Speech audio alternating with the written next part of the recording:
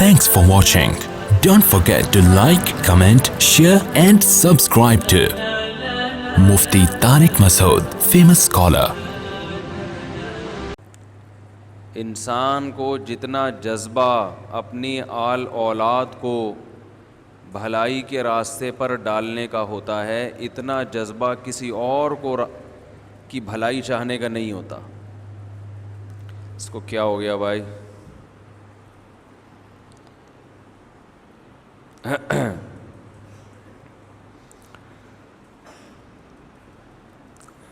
اس لیے فرمایا اپنے آپ کو بھی بچاؤ اور اپنے اہل و عیال کو بھی،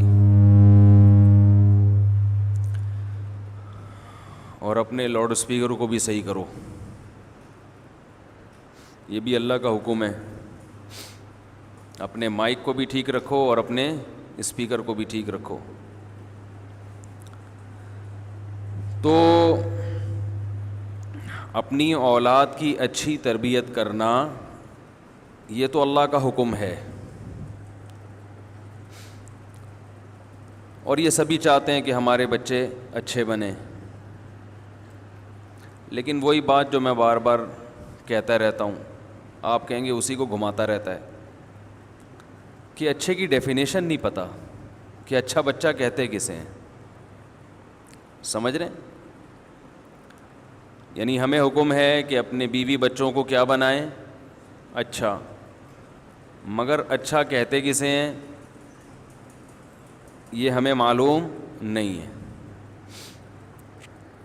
ہمارے ہاں تو اچھے کا مطلب جو پیسے کما کے لائے، اس کے علاوہ اور کوئی مطلب بولو بھائی نہیں.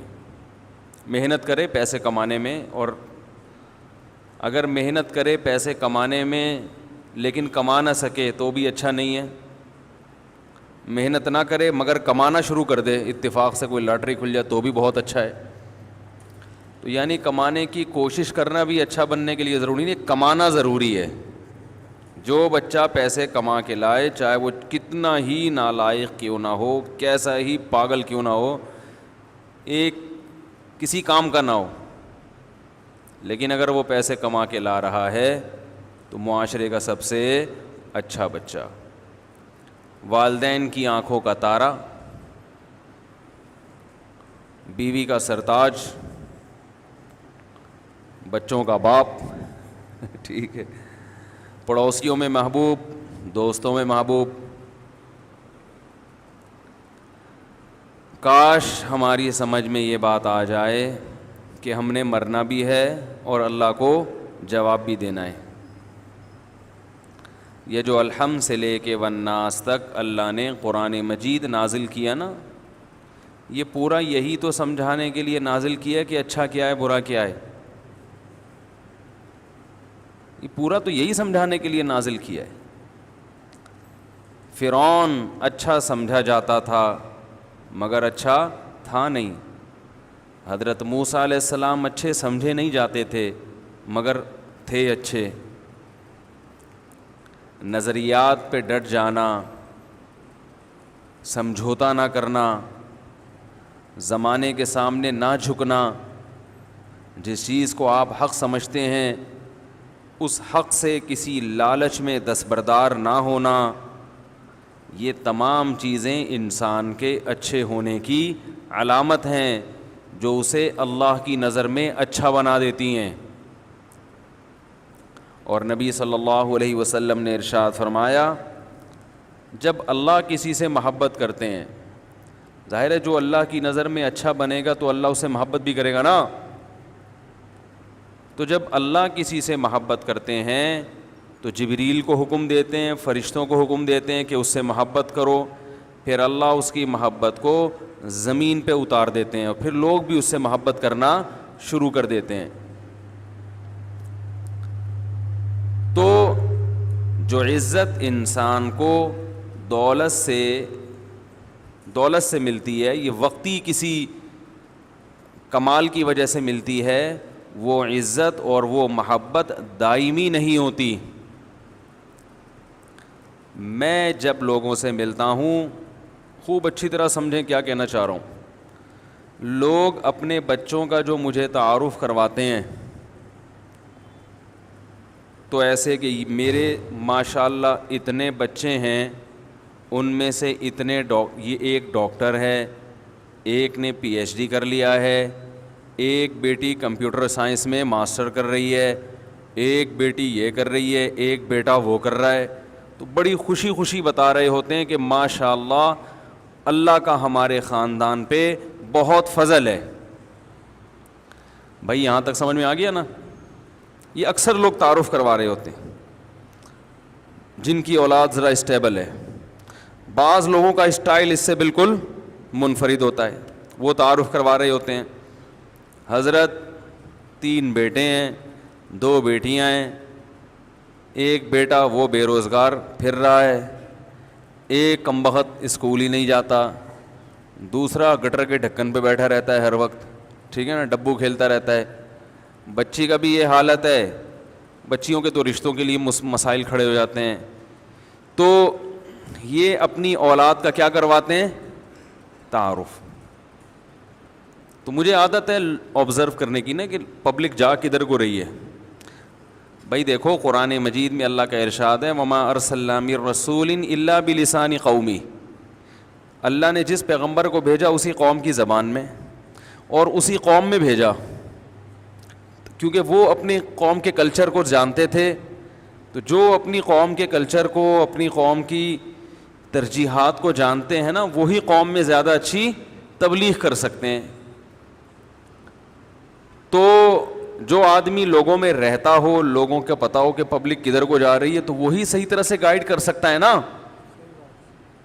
ہے بھائی؟ وہی تو صحیح طرح سے گائیڈ کر سکتا ہے.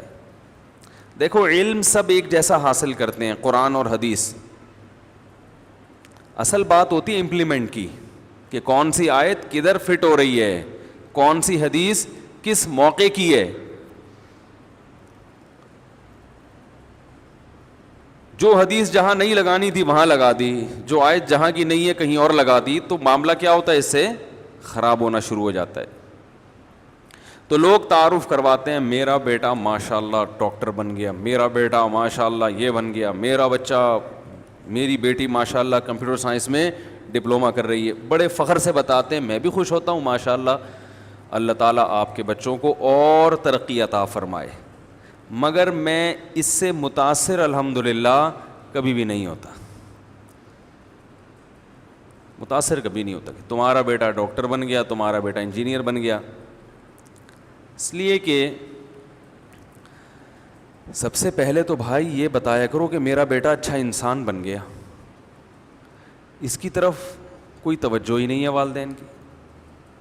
ڈاکٹروں میں تو فراڈی بھی ہوتے ہیں.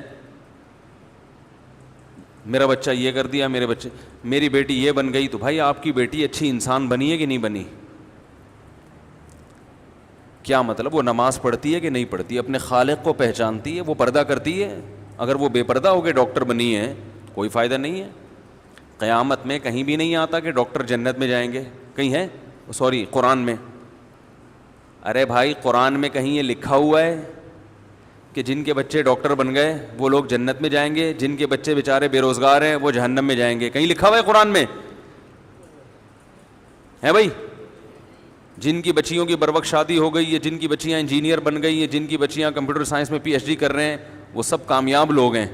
وہ خود بھی جنت میں جائیں گے اور ان کی بچیاں بھی کہاں جائیں گی؟ بولو نا. وہ بھی جنت میں جائیں گی. کہیں لکھا ہوا ہے؟ لکھا ہوا ہے. کوئی ڈاکٹر ذاکر نائک کو کال کریں، بھائی کوئی آیت نمبر ہمیں بھی بتاؤ یار.